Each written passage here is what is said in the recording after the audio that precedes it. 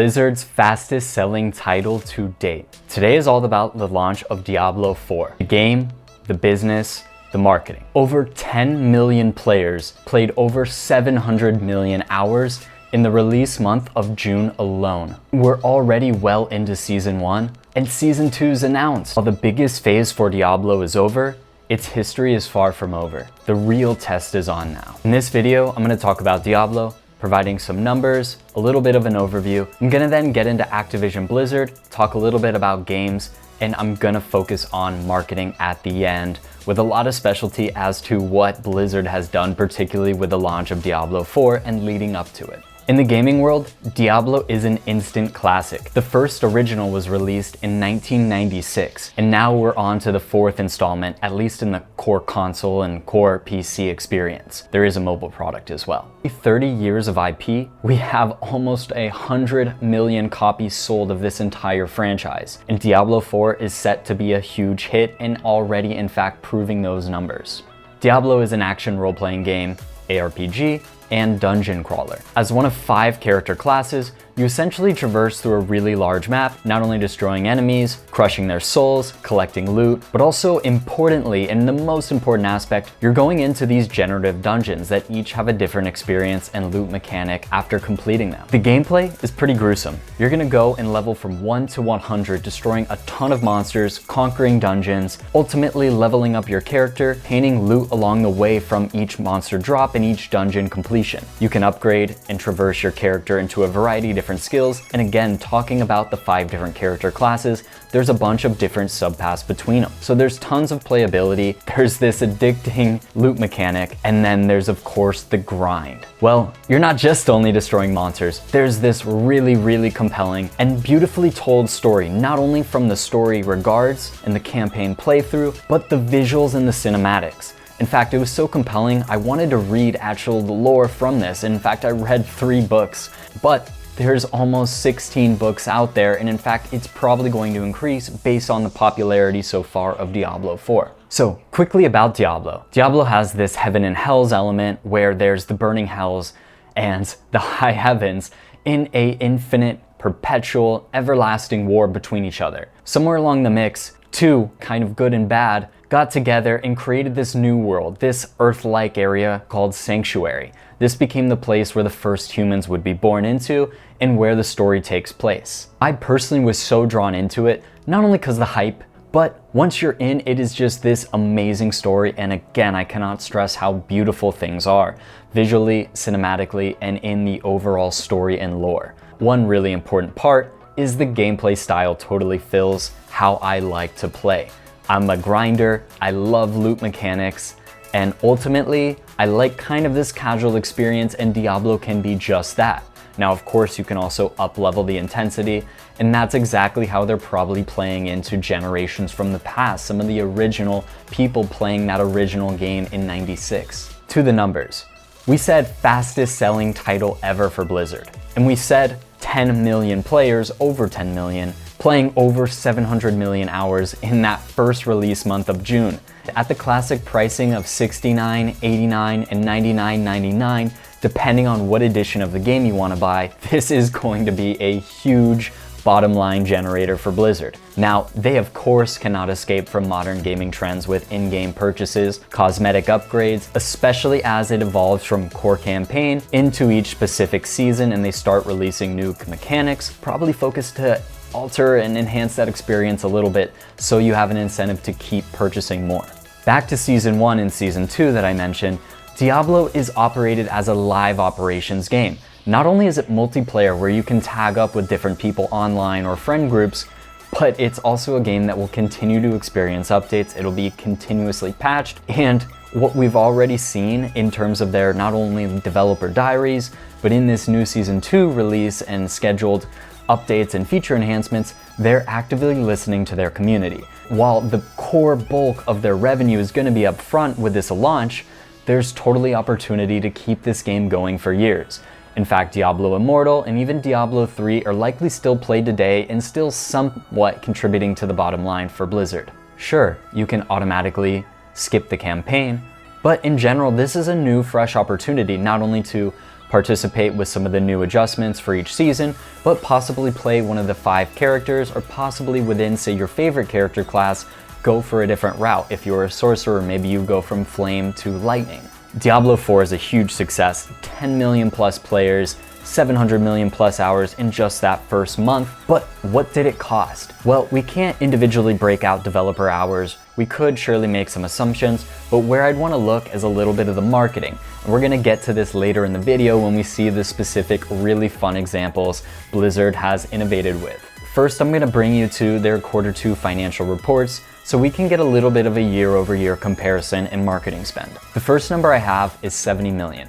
And this 70 million represents a 26.6% increase in the sales and marketing expenses for Q2 year over year. We also have a $56 million increase, or approximately 17.6% increase in game operation and distribution costs for Q2, again, year over year. These numbers are actually quite small, and we don't know how much can be attributed to Diablo 4 in particular.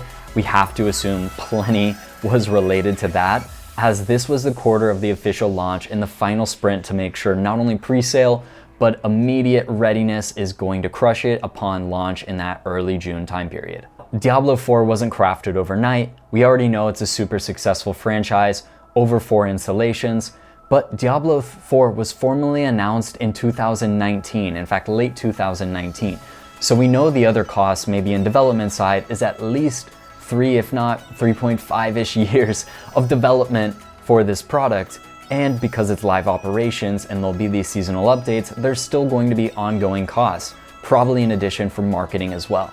What's really important is that marketing can represent sometimes up to 2x the spend as the actual development of the game. And it's such a huge component to the success of these games. One fun comparable, Red Dead Redemption 2. We see estimates that about 170 million was put into the development of the game, of course spanning quite a few years given Rockstar Games' profile for making visual perfection and breathtaking, super long stories. But it's said that over 300 million was spent on marketing for the game. Now the news with something like that is in just a few days they can quickly cover those costs and get right to profit and bottom line numbers. Not only that, but there's continual sales of the game. Rockstar has the famous GTA branch, Grand Theft Auto, which has sold some of the most discs and continues to be one of the most popular games purchased year over year despite almost 10 years of the game having been released. Let's go right to Activision Blizzard, look at some of those numbers, and talk about the importance of Diablo 4 in all of this. Activision Blizzard is really a story of 3 components.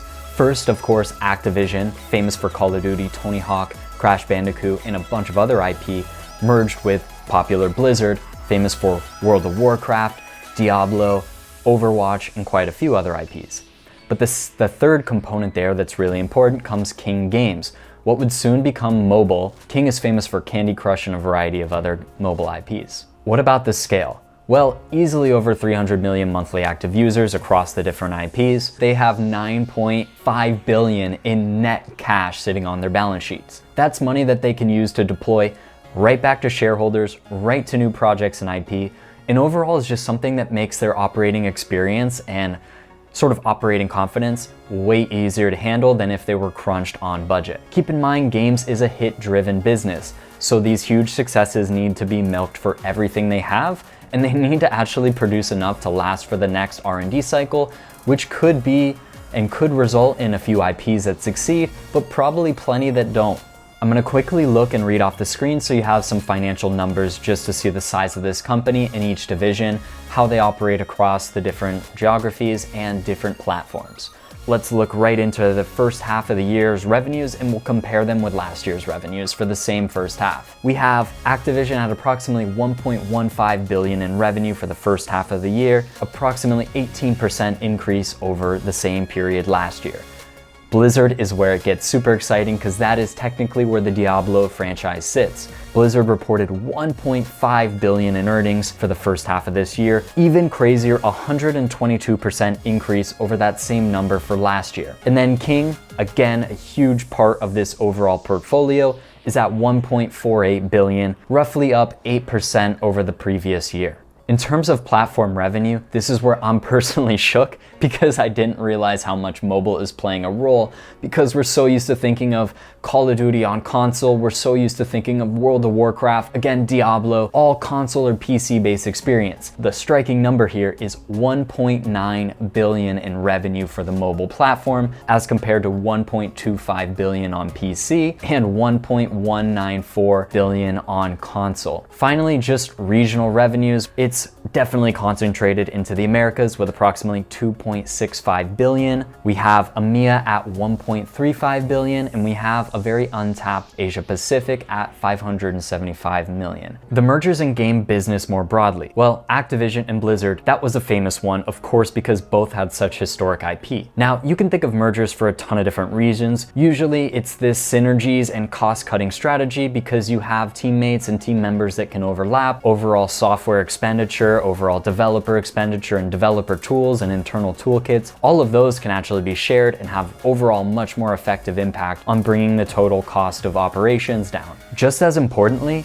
there's this element of a hits-driven business, and so what we need to consider is games like Diablo aren't developed on a per-year basis, but games like Call of Duty may be released every other year. And so one idea of having this portfolio of games, just like you have a portfolio of stocks, is to smooth out volatility in terms of the return and development cycles. Maybe this year you have your release of your Call of Duty, next year you'll have the same, and every 3 years you'll have a huge title hit like Diablo. Of course, games are moving more and more towards this forever aspect where you have seasonal passes and activities to keep you engaged and keep you purchasing. Fortnite, League of Legends, these are popular by the developers for that exact reason. They can keep producing update and keep a very continual linear experience for their end users. As a franchise like Call of Duty approaches 20 years with around 90 million monthly users and actually just now hitting 3 billion on Call of Duty mobile alone, combining that with a huge hit like Diablo means there's just this nice influx of cash, but actually cash occurring at different points of the year. Some probably maintains their classic operations that they can use, and some might be that huge just cash bolster that they can store on their balance sheets for future acquisitions, for future larger developments and R&D, and just general projects, if not returning to the shareholders as well.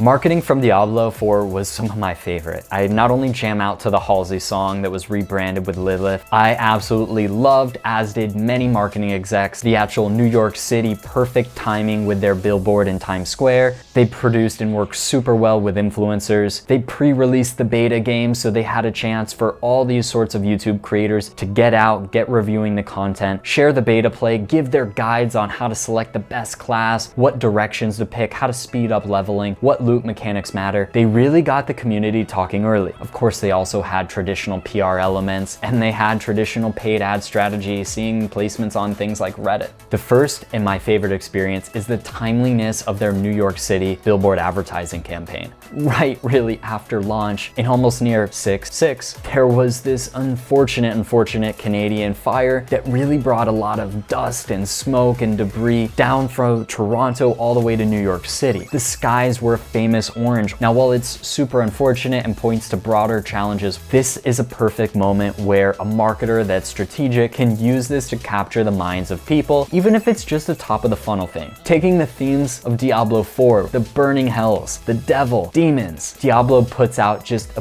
picture of Lilith, Diablo 4 in a release date. And it's just so magnificent, perfect timing, great execution, so real huge shout out to the team for the creativity there. The next I'd like to talk about is music. Lilith by Halsey is just this amazing song. What Diablo did was sort of republish it featuring Suga from BTS. They put out this beautiful, almost like kind of demonic, worshiping in a cathedral music video experience as well. It's catchy, it's emotional, it's gritty, and it's just another example of getting this brand affiliating with pop culture, but bringing something you can kind of enjoy in another multimedia aspect. What else did they do? They commissioned someone to paint basically a canvas and tarp and hang it in a French cathedral. And so with that, they're taking this live experiential element to a different level. Crazy to take and blend this theme of the burning hells, the high heavens, definitely a holy and spiritual element played within the game, and bringing this to an actual cathedral. It blends well with the medieval sort of experience that you're getting in the gameplay too.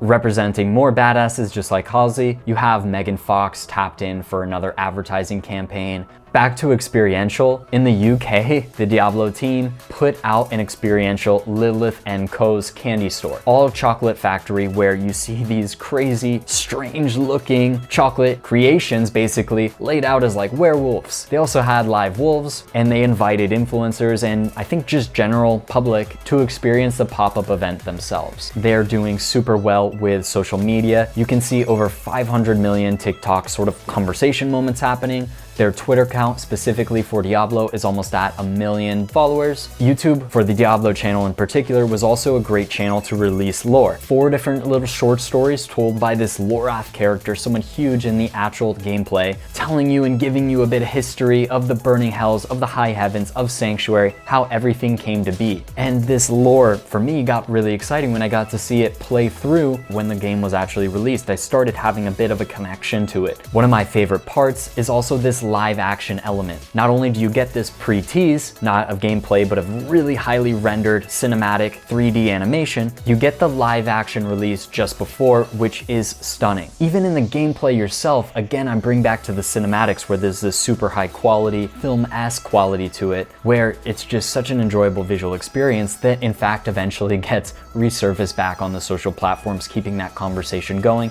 But also for me, I've watched that final battle scene multiple times because it's just so stunning. With special influencers or even the top edition of the product, there was these elements of a special unboxing, all sorts of different things that you didn't traditionally have, but you got in this high-touch crate-like experience, something that felt really handcrafted and really personal. Tapping into other popular audiences, a Hot Ones hot sauce for this. And Hot Ones is a huge channel, so tapping into pop culture, just the same, apparently KFC had a co-branding with Diablo IV. Now you have all the classic elements of game reviews from IGN and all those sorts of publications, traditional PR, right as Diablo IV crossed the 666 million overall revenue, you had a news release timing that perfectly, really just hyping but keeping with the theme, burning hells. All of this matters because, again, as we said, sometimes marketing spend can even be over 2x the cost of development. Right when these games are released, they need to not only have this pre-demand built up, but they need to be able to track people quick while there's this hype and while there's really a moment, a cultural movement around this release in particular. Over time, you're gonna see this natural drift, so it's really important to capitalize early. But again, with this context of live operations games, there'll be continuous releases and hopefully bit by bit, they'll still be able to make their own money, at least hopefully in the eyes of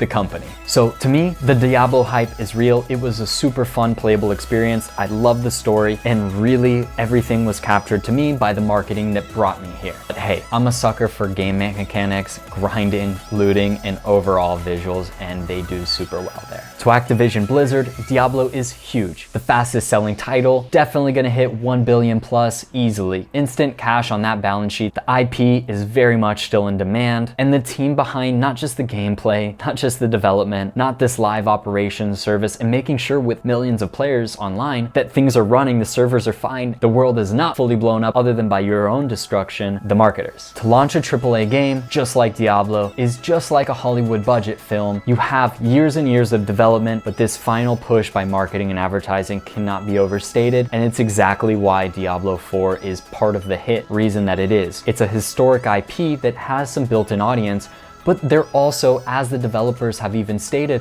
hoping to attract this new audience, perhaps a more casual audience, perhaps an audience like myself who's never really touched the IP. And for that, we have to credit them for an amazing game. With all that, I'm out. We'll leave some feedbacks if you have any ideas or any interest in the next experience. And yeah, thanks for tuning in.